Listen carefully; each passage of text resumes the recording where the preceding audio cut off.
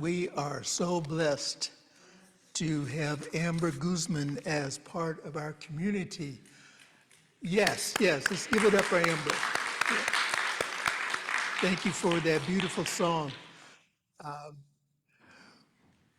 Good morning and welcome to our friends and family who are joining us via Facebook and our YouTube channel.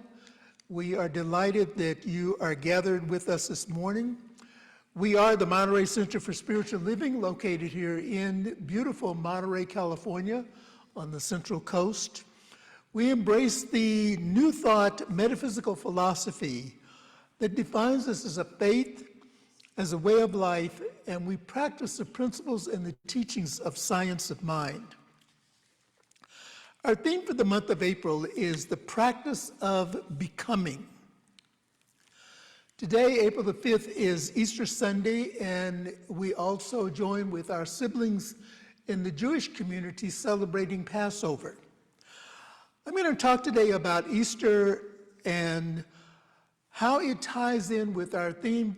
Our theme for this month is practicing becoming. Easter is in traditional Christianity, Easter Sunday is also known as Resurrection Sunday, and it emphasizes Jesus' victory over physical death. From a science of mind metaphysical perspective, Easter reveals a universal truth, and that truth is divine life within each person can rise above fear, doubt, and apparent limitations into freedom and resurrection. Easter is more than just a historical remembrance of Jesus Christ's resurrection. The Easter story includes both the crucifixion and the resurrection. Metaphysically viewed, the crucifixion symbolizes the human experience of limitation, false beliefs, fear, discouragement, and the acceptance of the appearance of ultimate reality. The resurrection is not limited to a single event from long ago. It is a timeless living symbol, awakening, renewing, and life's victory over limitation. It represents an unfolding in which consciousness awakens to its unity with spirit, rising from fear into faith and from limitation into possibility. The resurrection signifies the realization that conditions cannot be confined in life. Ernest Holmes, our founder, wrote, "We're dealing with a principle which is absolute.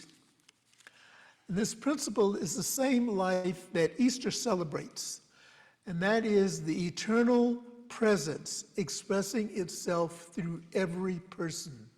So Easter is not just limited to the recognition of Jesus.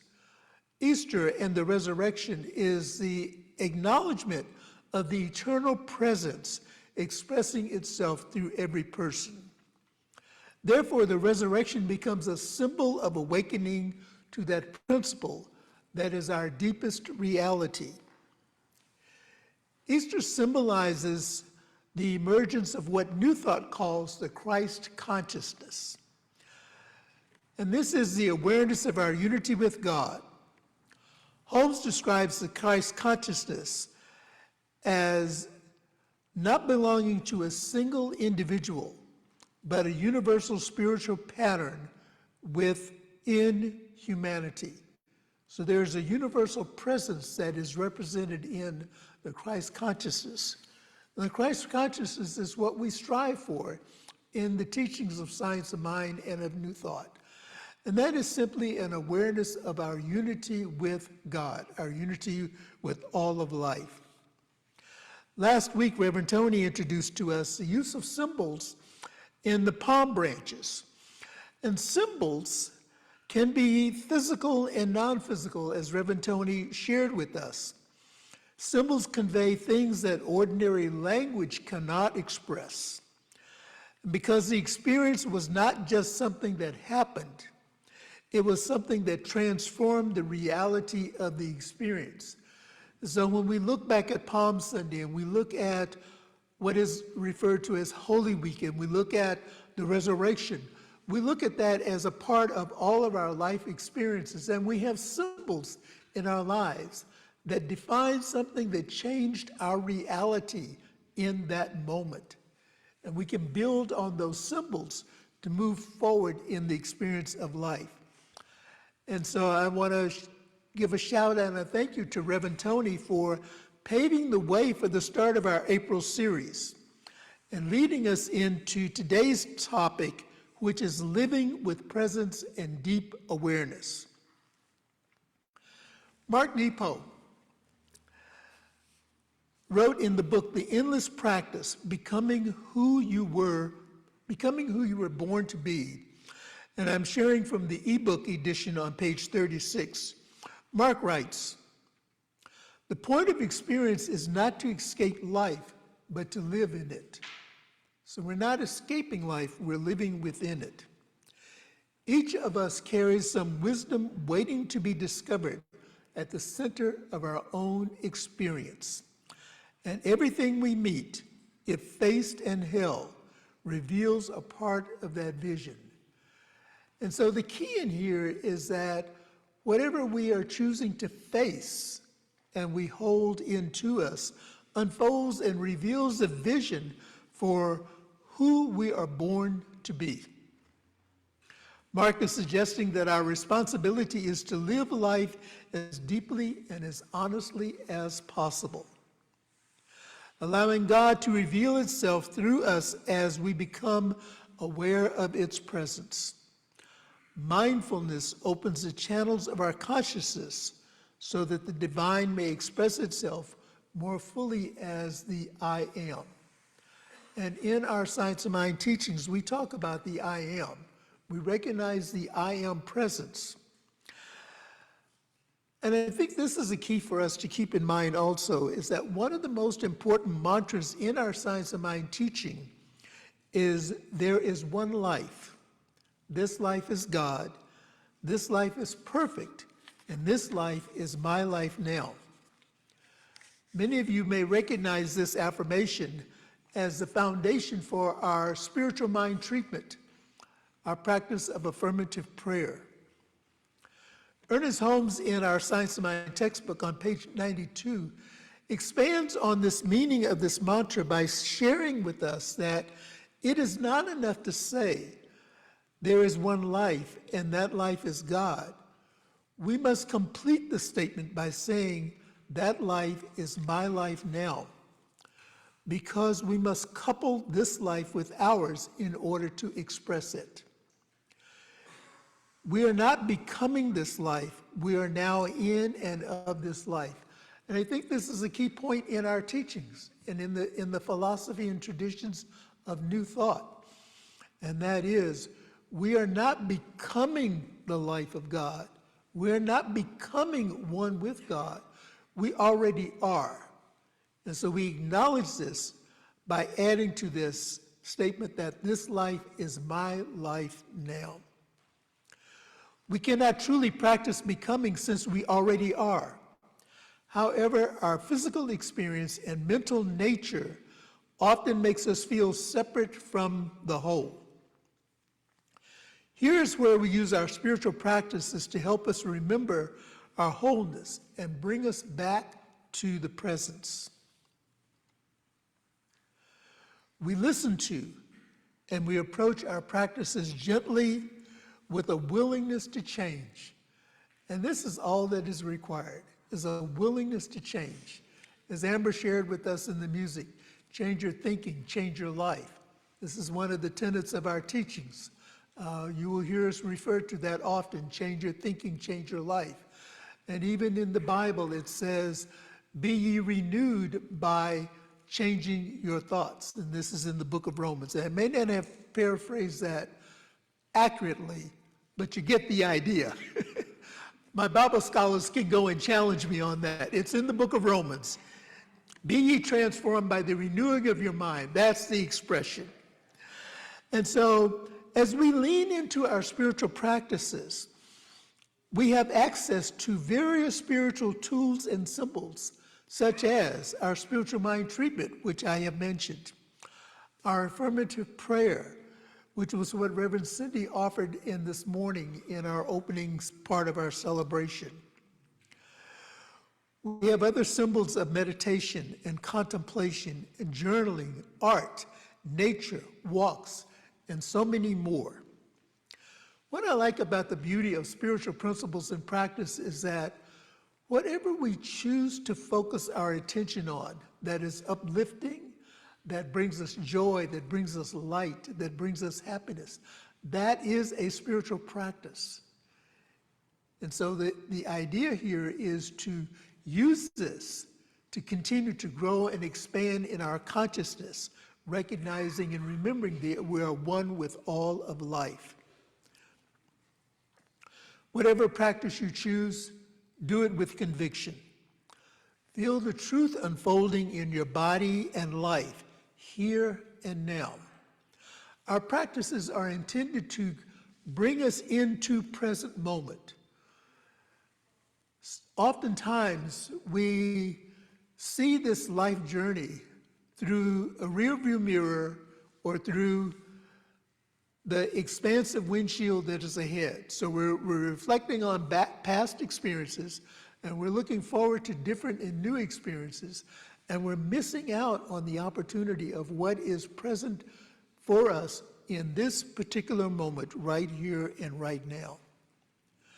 And so this is where we're invited to feel the truth unfolding in our body, in our life, in present moment.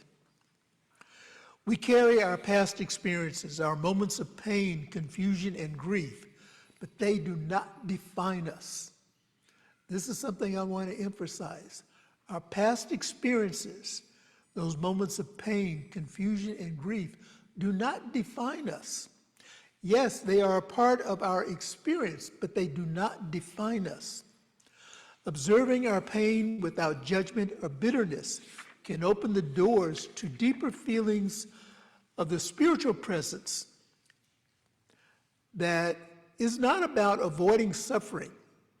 The spiritual presence is about walking through whatever the experience is with loving awareness and allowing it to heal us.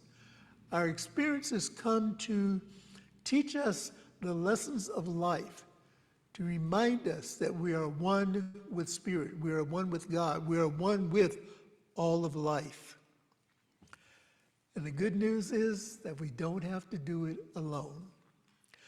This is where you can meet with a practitioner or a minister or a counselor or a coach, someone that you confide in, someone that you trust, that will hold you in the light of the truth of who you are.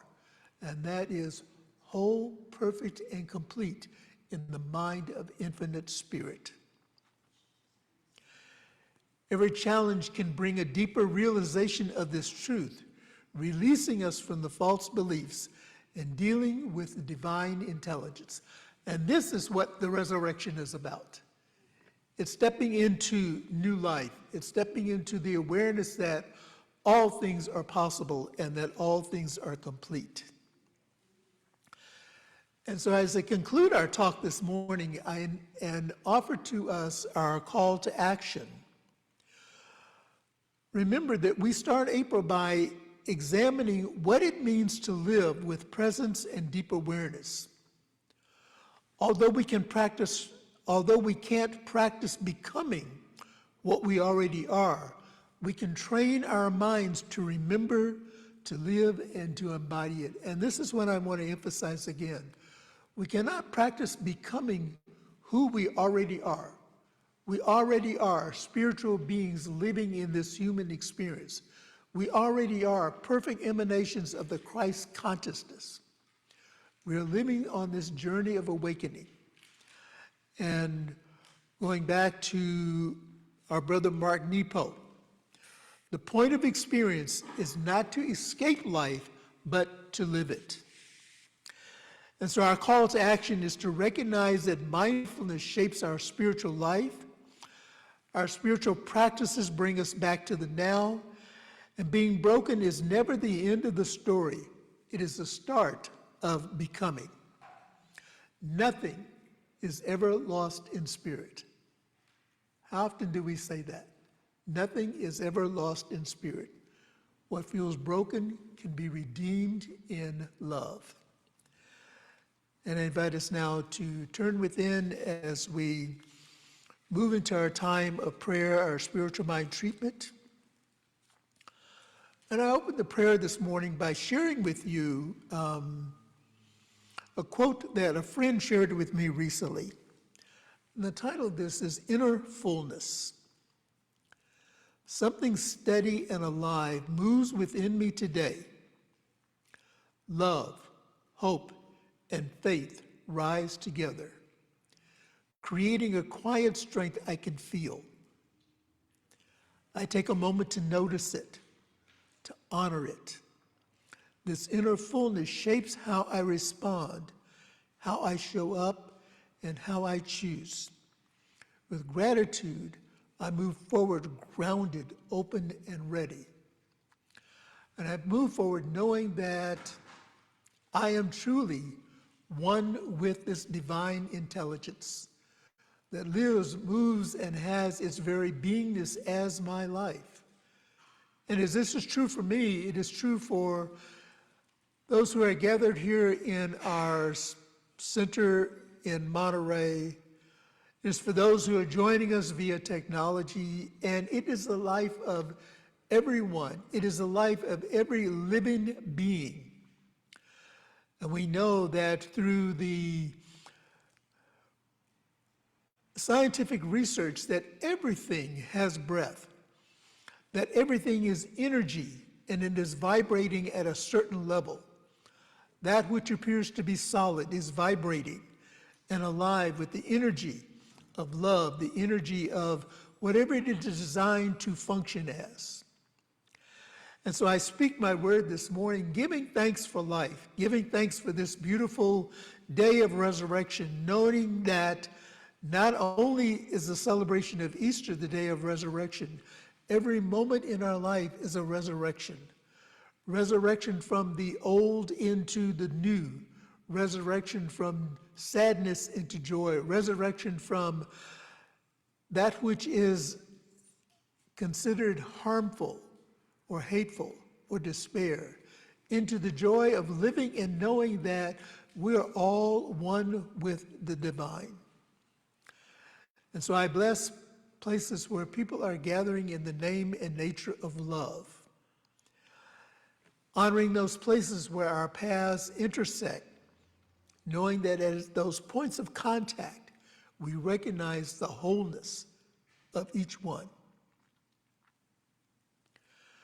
I speak my word for those places within our globe, within our world, where there is destruction and disaster, especially those places where wars are taking place, and for the lives that are being lost as a result of the war, knowing that at a subconscious level, each life is not lived in vain. Each life served a purpose.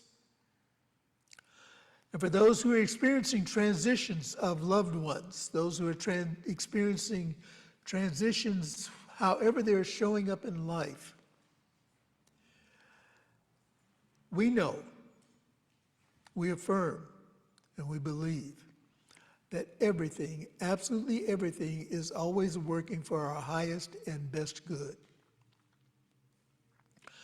And for those prayers that remain within our heart space, knowing that the answer is already yes and amen, that the Spirit is designed to give us the desires of our heart, and all we have to do is ask.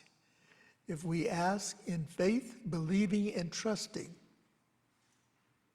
Spirit will do what it said, and that is, I will give you the desires of your heart. And so let us make our desires known in a way that uplifts, and revitalizes, and restores, and refreshes, and renews all of life. For this and so much more, I am truly grateful. And if any of what I have said resonates with you in any way, I invite you to affirm it with me as we say together, and so it is, and so it is. I just want to use this opportunity to remind those of you who are here in the center that we do have prayer request forms that are on our prayer table to my left and to your right. I invite you to fill out a confidential prayer request, and the ministers and the practitioners of our center will be in prayer with you and for you, honoring that request, knowing that it is done. And now I invite us to say together our affirmation for the week, and the words will be on our monitor. I change the world by healing what lives inside of me. Let's say it again.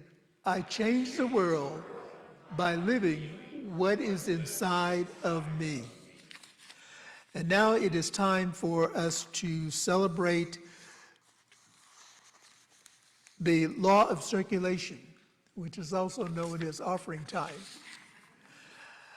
You know, sometimes in spiritual communities or in churches or however we acknowledge ourselves, there's a belief that something mystical and mysterious covers all of the expenses. And if that were true, we would not have sold this building. It takes physical coins and physical paper money to support and sustain our organization. And I thank you, I really thank you for the way that you continue to support our spiritual center. And we have an affirmation of abundance. I invite us to say that together. I recognize the presence of God within as the source of my abundance. Out of my abundance consciousness flows everything I could desire in life. With gratitude and thanksgiving, I now participate in the flow of uninterrupted abundance. This prosperous experience is evidence of my abundance consciousness. And so there are ways to donate to our center. Those of you who are here, we will pass the basket, and I ask you to just infuse love in the basket as you pass it along. And I invite Irene, would you just pass it by everyone? So just infuse it with love, whether you're placing anything in there or not. Place your love in. I see you, Georgia.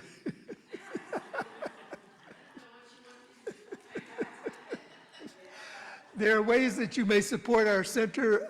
Please note that we do have a new mailing address, and that is P.O. Box 804, Monterey, California, 93942.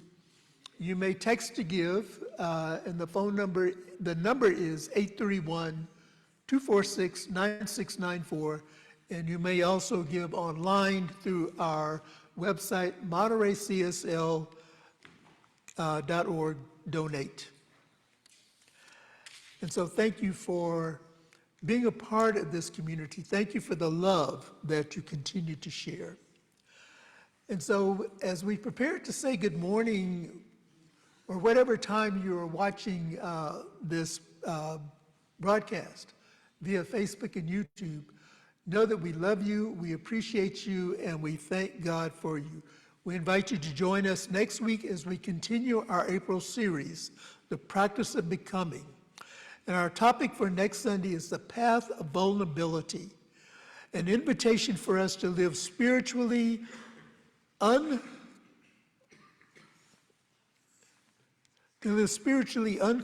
and to enter into a deeper connection with ourselves and to surrender into healing. So we say thank you and good morning.